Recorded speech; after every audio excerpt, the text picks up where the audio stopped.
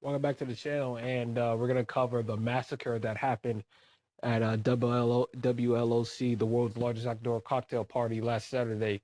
There's no excuse. The Gators got their butts kicked by Georgia. I'm gonna try to be more censored and not so emotional and volatile in this recording because I was so upset about what happened on Saturday. It's not that I thought Florida had a chance to win because I didn't. I picked Florida to win.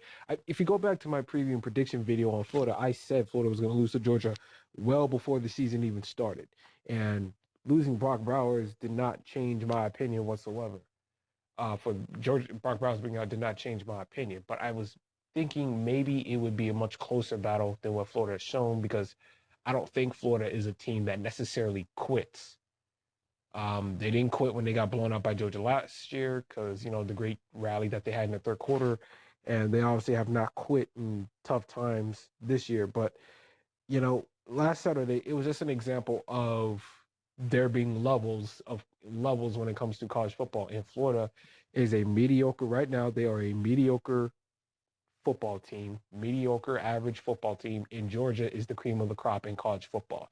And they've proved it time and time again over the last several years, and they've proved it throughout this week that even when they're not playing their best, they still will outperform you when it matters most. They did it in the second half against South Carolina. They did it in the game against Auburn, even when they weren't playing their best. It's just what you come. It's just it's what's expected when you go to watch Georgia play. And Kirby Smart right now is starting to he just might be the best head coach in college football today. And I hate saying, in a way you hate it as a Florida fan, but that's the reality. And regardless of how big of a fan I am of my teams, I'm not going to sugarcoat things that are the absolute truth. And what's the truth is Florida is not nowhere near Florida Georgia's level. And quite frankly, they haven't been for the last 3 or 4 years. And, you know, I know a lot of people talk about the talent gap between Georgia and Florida, and it's probably the biggest reason, but it's not the sole reason. Far from it. You know, they just developed better. I mean, everybody thought Brock Bowers was the basically the end all be all to Georgia's offense because he was Carson Beck's security blanket. Well, they just put up 43 points without Brock Bowers. That's down to development. I mean, that's down to preparation for your players and your backups being ready to step up when needed. The next man up mentality that is in sports, in football. And that obviously is an atonement for the the recruiting, the elite level recruiting that Kirby Smart has done during his time at Georgia. And you know, what can you say? They're just a better program. They're a better football team. They play better. They execute better. They coach better. They game plan better. They scout better. They recruit better. They evaluate talent better. They just do everything. They do everything better than Florida does at this moment in time. It's just, and they know how to win. The first 4 years for Kirby Smart in Georgia, they always found a way to lose, even though they were better than some of the teams that they would lose to in the playoffs, in the national championship games, in the SEC title games. Except for 2019, LSU was clearly the better team. And even in 2021, Georgia, they finally got over that hump and they finally found their way to win. And when they finally won and they became the elite, now all of a sudden that winner's mentality stuck around for the players that left after stayed or transferred in after that 2021 national championship team. You know, they lose. They had like 4 or 5 linebackers drafted in the 2021 class. Trayvon Walker, Quay Walker, uh, N'Kobe Dean, Channing Tindall, and they had one more gentleman. I can't remember his name at the moment. But then what happened next year? They produced a Nolan Smith, and and at the defensive line, Devontae White and Jordan Davis leave. But who comes after him? And uh, Jalen Carter, and I can't remember this gentleman's name. I think I said Nolan Smith already. It was Jalen Carter and somebody else. Well, and then you go to this year. They have so much talent again, and this time they have, like, I think, a couple of freshmen starting in the defensive backs, and they, you know, and their freshman defensive backs are better than Florida's best upperclassmen defensive backs, and Jalen Cameron and Jason Marshall, who I'm going to talk about later on in this video.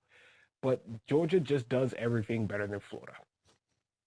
Harsh reality, but it is reality nonetheless.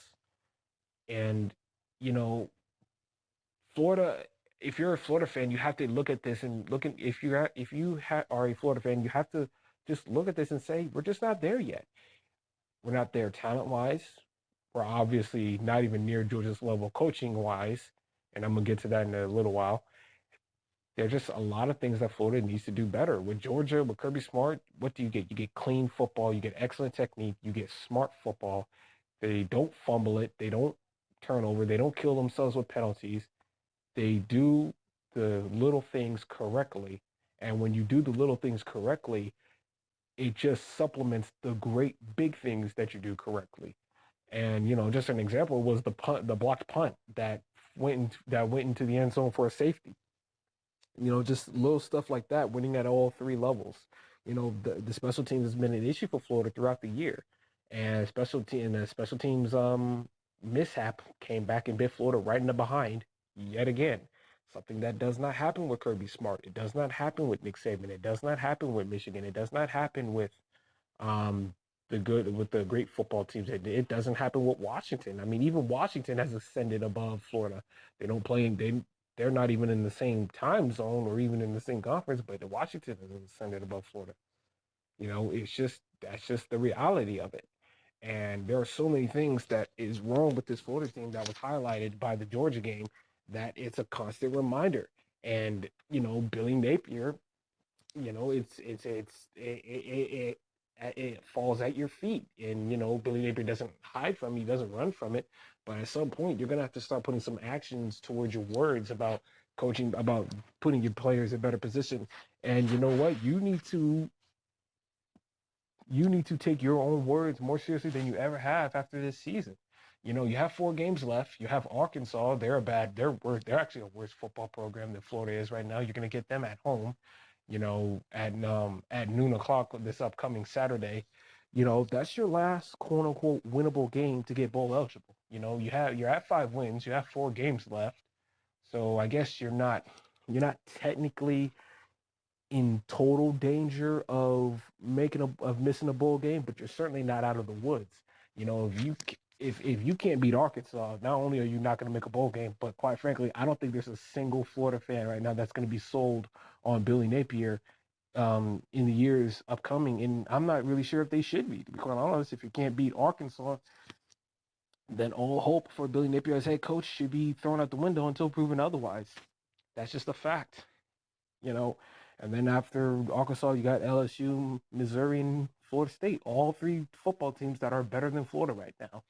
Now, Tennessee is a better football team than Florida. You were able to beat them, so maybe you could hopefully muster up that magic again against, I would say, probably Missouri. I think Missouri will be more of an easier place to win at rather than LSU, especially being now that the game is going to be pushed towards the afternoon slot per 24/7 Sports, because it looks like it's a conversation right now whether or not the game is going to be played at 7 o'clock on ESPN or 7:30 on the SEC Network or 3:30 on CBS. But either way, I don't have confidence that Florida can win that game. LSU has one of the best offenses in the league. Jaden Daniels is a Heisman Trophy candidate, and Florida's defense has reverted to what they were in 2022. The Florida defense that you saw in the first 4 games of the year against Utah, which I don't think Florida's defense really played that bad in that game. I think it was, talked about it before the penalties and the special teams mishaps that was killing the Florida team. You have the game against McNeese, but that's an FCS school, so quite frankly, it's not really impressive. Then you had a good performance against Tennessee, you beat them, and then you defensively had a good performance against Charlotte, but the offense didn't show up. And then you had the Kentucky game, and ever since the Kentucky game, I think that Kentucky game broke Florida's defense because they have not been the same afterwards. I mean, even Vanderbilt were able to move the ball up and down against Florida. They just couldn't punch it into the end zone. South Carolina did that, but luckily the defense got the couple of stops that they needed at the end. The interceptions by Miguel Mitchell and you know and also getting a punt, which led to Florida's game-winning touchdown drive. But it's just it's a sad reality right now for the orange and blue faithful. And I'm sorry, but the changes, if I think there's some changes that need to be made, the coaching changes, they're going to happen after the season is over. But if, in terms of changes that Florida could do right now, in terms of, I think there needs to be some players that need to be benched for other players on the depth chart. Like, if I'm Billy Napier, I'm going to my defensive coordinator and defensive Austin Armstrong and my defensive back coach Corey Raymond. I'm telling them, you know what? I'm sick and tired of seeing Jalen Kimber and Jason Marshall give bad effort on plays. Jalen Kimber and Jason Marshall Jr. Throughout the entire year have shown that when things are not going their way, they just collapse mentally and they just are not in it anymore. The effort they have shown over the last 3 or 4 games has been pitiful. Jason Marshall Jr. can't cover. He's a better blitzer than he is a cover guy. He doesn't shut anybody down. He's not a lockdown corner at all. I've seen him get beat a bunch of times this year. Ladd McConkey for Georgia, I think that's how you say his name, as a slot receiver, but he was burning these guys like he's a number one. That needs to be addressed. And I think another thing that needs to be, I think what should be addressed is also Damian George, the right tackle, the transfer from Alabama. He's terrible. He has been absolutely god awful throughout this entire year, and he has not done what is not, and he has not done a good job of pass protection. He's just he's a big dude, but that's all he is. He's just the only reason why he's a starter is just because of how big he is. It's not because he actually pass protects. Uh, if and not him, but the pass rush has not gotten there. Now, granted, I think things will get better over the next couple of years because of the defensive line class that Florida, the freshman defensive lineman class that Florida brought in this year with T.J. Searcy and Kelby Collins and you know, and Cameron James and Cameron Hill. I think they'll be better than what Florida has right now. And then obviously Florida has the defensive line coming in next year with L.J. McCray and Amaris Williams and Jamonte Waller and Aaron Childs, the linebacker who's I guess like a hybrid linebacker edge rusher as well. So I think Florida pass rush will be improved in the next couple of years, but I would still like for Florida to try to see if they can get um, a difference. Try to see if they can get a guy who could give some spark to the team, pass rush wise, in the transfer portal. And they possibly could have Justice Boone coming back, who's Florida's projected starter, but towards ACL, so he's been out all year, medical red shirt. I think there are, but as of right now, I think Florida needs to, maybe they need to give Jack Pyburn a starting spot over Tyreek Sapp. Maybe they need to distribute some more reps toward TJ Searcy and Kelly Collins. I mean, the pass rush can't be much worse than what it has been for Florida throughout the year. Princely Uman to me has been the biggest disappointment of any Florida Gator defender this year. He has not been good in terms of pass rushing. I mean, it looked like he was going to be a difference maker for Florida this year, but it has not panned out. So why not? Put in Jack Pyburn, put in Collins, um, put in what's his name, um, TJ Searcy. TJ Searcy is a guy who definitely gives effort. I mean, there was a play in the second half last Saturday where the running back or the receiver rather is like 30 yards down the field, and this guy who's playing defensive lineman at 6'3", 250 pounds, is running down the field, and he is tackling this guy. Like, the effort that you saw from TJ Searcy on that play is something that you want to see from your defenders, and you're not getting it from mainly anybody else. So in terms of depth chart wise, I think this coaching staff needs to put Dijon Johnson and Jakeem Jackson at the cornerback position and start them over Kimber and Marshall, because it has not worked out, and it's not like the coverage could get that much worse. And I know people are like, well, you're just putting freshmen in because of their high recruits. Well, I really don't care if it just sounds like you're just giving them an opportunity solely because of the fact that they are freshmen, because Trevor Etienne, Eugene Wilson, and Jordan Castell have all started out as freshmen, and they produce. Trevor Etienne did it last year. Eugene Wilson and Jordan Castell have been freshmen who have blossomed this year. The only problem with Eugene Wilson is the durability, because he's missed a few games because of a collarbone injury. Other than that, it's just he's been spectacular for Florida this year. So I don't want to hear no excuses about freshman this, freshman that. Put him in there. Take the chance. You could do that. Now, and that right tackle, bench Jamie and George for Lindell Hudson, the FIU transfer. See what you have in Lindell Hudson. Like Damian George has not done a good job performing on the field. He gave up like 2 or 3 quarterback pressures, 2 of which went for sacks against Georgia, and he just does not he is not good at protection. It's kind of why Alabama was willing to let him go into the transfer portal. And when you look at Alabama this year, their offensive line is much improved this year compared to what it was last year, and their right tackle is nowhere near giving up the amount of pressures that Damian George is giving up. So I think Alabama was kind of benefited from Damian George transferring to Florida. So those are an example of changes that could be made to Florida's depth chart right now that could possibly help the season. And you're going up against Arkansas, a bad team. So right now is about as good a time as any to, um, you know, experiment with those changes. So that's what I would do if I was coaching staff. Bench Damian George, bench Kimber and Marshall, and see if some of the other guys, the backup defensive ends and edge rushers, can give you something that the current guys are not giving you. I know it sounds like we're quitting, but it sounds like maybe you're quitting, but I don't think so. I think you just need to make those changes if you are the Florida coach. And another thing that has been talked about in regards to the Florida and Georgia rivalry is, the talent gap. Well, Georgia's been out recruiting Florida for well over a decade. Um, if you look at the recruiting rankings, Georgia has been in the top 10 basically every single year since Kirby Smart has been there. And only maybe a year or two where he's not in the top 5. Florida has been terrible at recruiting from the Jim, at least in terms by Georgia standards, in the Jim McElwain era, in the Dan Mullen era. They got a little bit better last year under Napier, and now they really excelled this year under Napier in recruiting. So it's going to take those kinds of recruiting classes year in and year out for possibly the next 3 or 4 years beyond this current one that's coming up to even get to Georgia's level talent wise. And not only are you going to have to do a better job of keep up this level of recruiting, but you have to show that you can develop these guys as well.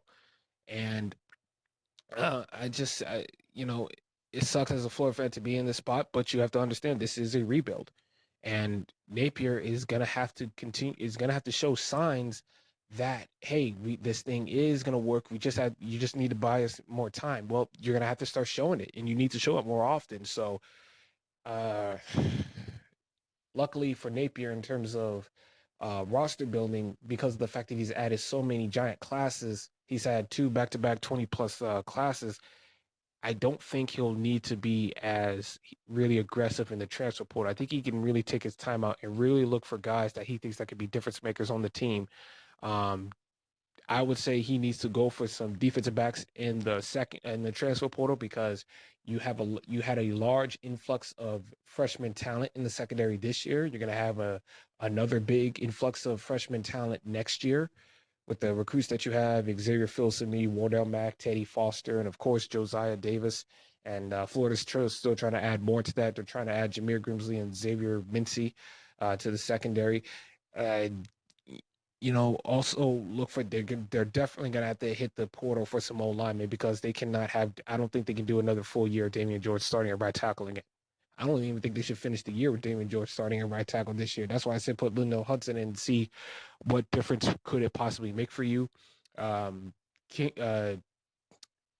Kingsley Equicon is going to be leaving for the NFL next year. It's his final year eligibility. I mean, at least you could say you have Jake Slaughter, who's had some experience this year coming in, going into that spot. Maybe see where Roderick Kearney and Kanaje Harris and, your freshman offensive lineman of this year, we'll see where they're at next year. And not just the offensive line, but also look for a running back, because whether or not Montrell Johnson is coming back next year, that's a question mark. But look for another running back just in case. Plus, you have a running back coming back off of injury next year in Cam Carroll, and Trevor Etienne's a junior next year. So look for another running back. You do have a commit in Cannon Daniels. See where he is, see where the development of Trayon Webb is. And, you know, and I'm gonna try to end this video in a little while, because it kind of sounds like I'm rambling, which I kind of am. But I just want to see where I want to see Florida make some serious strides, both roster wise and coaching and development wise and strategically. And that's with the player personnel. Coaching wise, we've said it before, we'll say it again. Hire a Billy Napier. You need to hire a special teams coordinator. We definitely know you need to hire an offensive coordinator because your play calling has bitten Florida in the butt once again. It's cost Florida games again. It's just not. You're a great CEO, but you're not a play caller and you're not an offensive coordinator. So you need to hire one. I know Neil Solomon from In All Kinds of Weather podcast, who covers the Florida Gators athletics, mainly the football team, of course. He suggested Washington offensive coordinator Ben Arbuckle, Washington State offensive coordinator Ben Arbuckle. He suggested him. I've read some fans on Reddit say they want the offensive coordinator from the Kansas Jayhawks, to coach for Florida. I think he needs to part. I think Billy Napier needs to part ways with the two offensive line coach system. I will part ways with both of those guys because the recruiting has not been where it needs to be. Florida has recruited well at every other position but the offensive line. The development of the offensive line certainly is not where it needs to be. And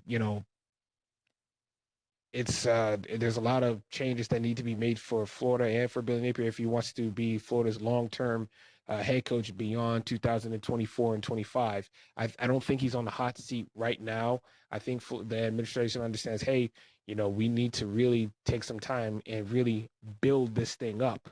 And I think they're going to do that. And I think they may even give him another year beyond 2024 if he continues to bring another recruiting class and makes the changes that is needed to the coaching staff. So I would say part way with the two offensive line coach system. I don't think it's working. Hire a new offensive coordinator, hire a special teams coordinator, let the offensive coordinator that you hire be the play caller, and give that a run. And I think Billy Napier understands that because he knows that in college football, when you fail at one big Power Five program, the chances of you getting hired in the Power Five, about to be Power Four because the Pac-12 won't be around any longer. But in terms of the top echelon programs in college football, or at least the big name programs in college football, when you fail at one, you're not going to get another chance again. It's not like what it used to be a while back. So those are my thoughts on the Florida game. The Florida and Georgia rivalry, whether you like to admit it or not, it's no longer a rivalry. It's just Georgia's rivalry until Florida shows otherwise. We make fun of Tennessee for the fact that we always find ways to beat Tennessee, even when Tennessee seems to be the better football team, which they've kind of have been this year and last year as well. But so it's now our turn. The Florida Gators to Georgia is what Tennessee is to the Florida Gators, and until Florida shows otherwise, it's going to be the same result year in and year out. So that's it.